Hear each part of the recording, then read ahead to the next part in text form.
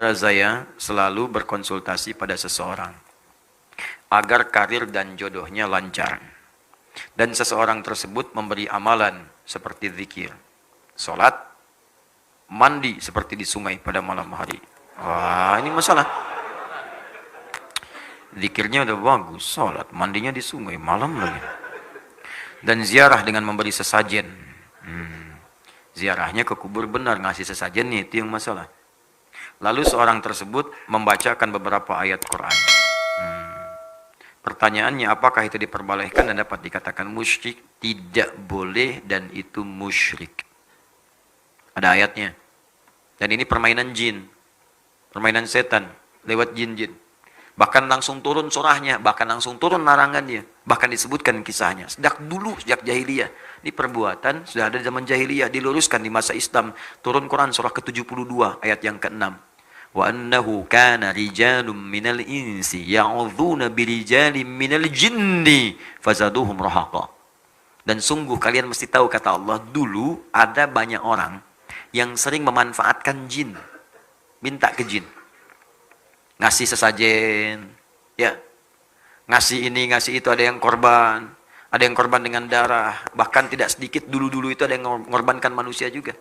Anak sendiri dikorbankan. Istri sendiri korbankan. Untuk apa? Untuk mendapatkan bagian dunia yang mungkin sendiri tidak diraih. Ya. Habis saja. Pengen jabatan. Potong misalnya kerbau. Kepala dikasihkan. Macam-macam. Jabatan begitu dapat meninggal. Dan wafat dalam keadaan musyrik. Musyrik. Kata Allah sudah terjadi pada zaman dulu. Turun ayatnya. Supaya nggak dilakukan. Fazaduhum rahaqa. Kamu menyesal. Karena kamu semakin rugi. Karena kenapa? Jin itu. Kalau sudah diberikan bagiannya oleh manusia. Maka dia akan mengejar selama hidup Anda. Dan tidak mudah mengeluarkannya. Akan dikejar Anda. Kejar. Dan terus nuntut. Apalagi kalau sudah bikin perjanjian. Ya, perjanjian dengan setan. Dibikin sinetron lagi. Jadi tontonannya nggak benar gitu kan. Itu yang bahaya. Terus diajarin lagi. Sekarang ini banyak edukasi-edukasi yang hilang. Gitu. Dulu tuh banyak TV-TV itu cerdas cermat. Pelajaran fisika, matematika. Sekarang acaranya sudah nggak jelas gitu. Nah, coba kita berikanlah tayangan yang baik-baik. Saya juga sarankan nih artis-artis coba bertakwa kepada Allah lah. Dihisab. Dan peluang dosanya banyak. Anda menunjukkan pada yang salah aja. Ya, Anda itu misalnya fashion, endorse sesuatu, nampil aurat, auratnya nampak, dipakai orang, kena bagiannya. Kena dosanya. Anda misalnya praktekkan jilbab, jilbab dipakai orang juga, dapat bagian pahalanya. Tinggal pilih mana. Kalau ada yang baik, kenapa pilih yang tidak baik? Kalau bisa yang soleh, kenapa pilih yang salah? Kalau bisa mendapat bagian surga, kenapa pilih ke neraka?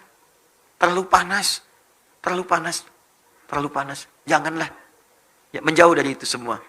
Ya, kalau sudah berjanji dengan jin seperti ini, akan dikejar itu. Dan fazaduhum rahaqa, penyesalannya dalam. Karena kalau sudah berjanji dengan jin, bukan cuma dia nanti yang sulit, keluarganya ikut susah. Bagaimana kalau dia berumah tangga? Bagaimana kalau dia punya anak? Ikutan susah. Bisa dikorbankan tuh. Lama-lama kemudian bisa wafat juga karena perbuatan jin. Ajalnya memang tiba. Tapi sebabnya apa? Sebab karena maksiat orang tuanya. Menjauh dari yang seperti ini bahaya. Bahaya. Allah sudah sampaikan amalan soleh. Bangun malam tahajud. Ada jaminan di situ untuk karir.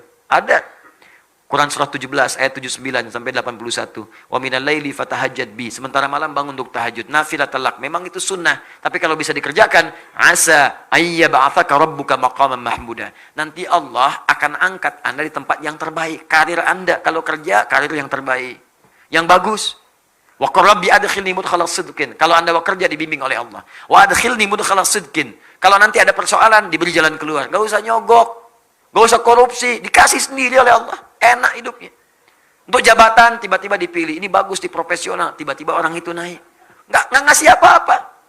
Ya waj'alni min ladunka sultanan nasira. Kalau ada yang ganggu, ingin menyingkirkan, ingin menyungkurkan, langsung ditolong oleh Allah, dijaga hidupnya enak. Dan jadi saksi pakaian yang kenakan di hadapan Allah Subhanahu wa taala. Ya, birokrat misalnya, aparat segalanya pakai seragam. Itu seragam itu akan ditanya di hadapan Allah. Pakai yang baik-baik. Niatkan untuk ibadah, syahid wafat dengan izin Allah Subhanahu wa taala. Akan bersaksi di hadapan Allah semua. Kita juga sama. Saya juga sama. Makanya kita saling mendoakan.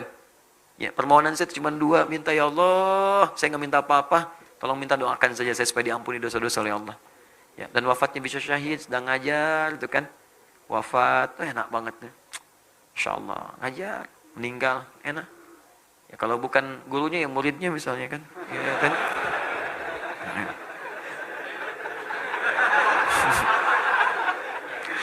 Ya, jadi yang seperti itu jangan ya, jangan. Hadratus Syekh Syekh Muhammad Hashim bin Asy'ari, pendiri Nahdlatul Ulama, Jamiah Nahdlatul Ulama 31 Januari 1926.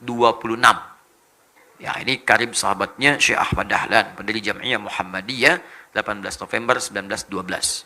Nah, jadi NU berdiri 14 tahun setelah Muhammadiyah berdiri. Ya, di kakak itu. Itu Syekh Hashim itu senang menulis. Punya 19 kitab. Di kitab keduanya ada judulnya Risalah Ahlus Sunnah wal Jamaah.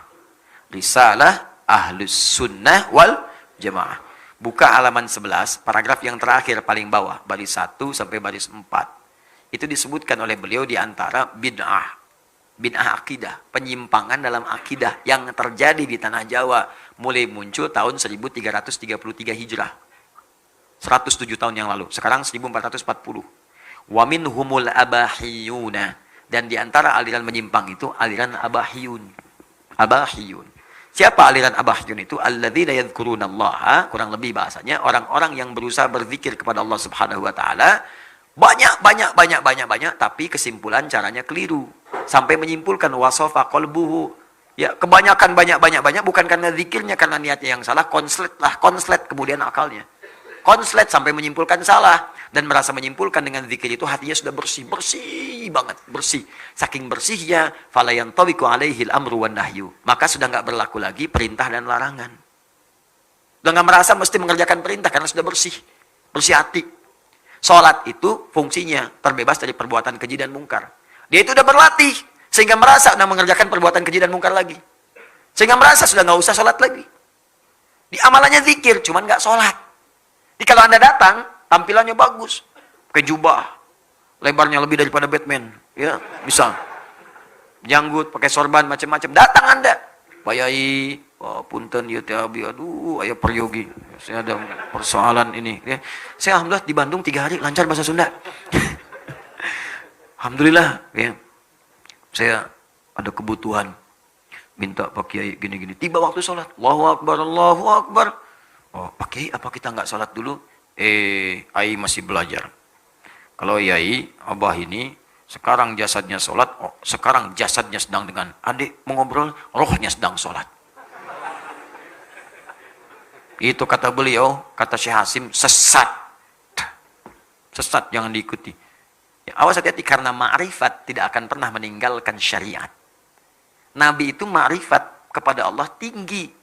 Lebih tinggi nomor 1 dibanding semua makhluk yang ada di bumi. Ma'rifatnya tinggi. Tapi apakah pernah tercatat dalam hadis Nabi meninggalkan sholat? Saking takwanya Nabi Muhammad kepada Allah, sudah tidak sholat lagi. Nggak ada.